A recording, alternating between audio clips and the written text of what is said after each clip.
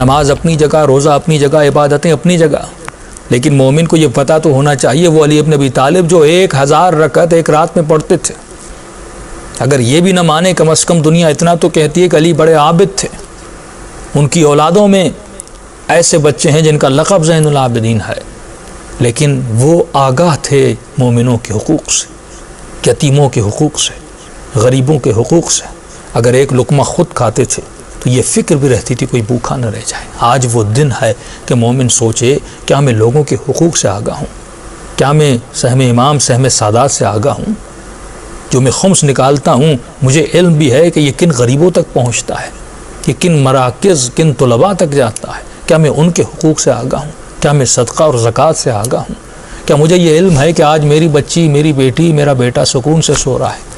جب اس کا دل کرتا ہے تو کبھی کہتا ہے بابا آج گھر کے کھانے کا موڈ نہیں ہے، پزا منگوا لیجیے، میرے پاس اتنا مال ہے، گھر کا کھانا پڑا ہوتا ہے میں فریج میں رکھ دیتا ہوں اور بچے کے لیے پزا منگواتا ہوں۔ کچھ ایسے بھی ہیں جن کے پاس کھانے کے لیے کچھ بھی نہیں ہے، ایسے بندوں پر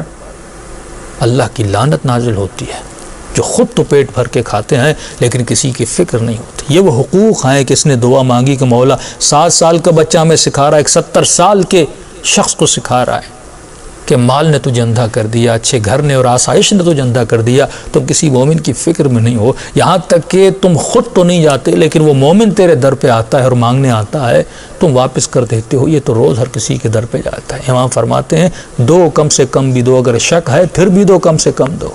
خدا نے کبھی تمہارے عمل کو نہیں دیکھا، کبھی تمہارے کردار کو نہیں دیکھا، کبھی تمہاری رفتار کو نہیں دیکھا، اس نے دینے میں کبھی بخل نہیں کیا، تم اسی کے مال کو دینے میں بخل کیوں کرتے؟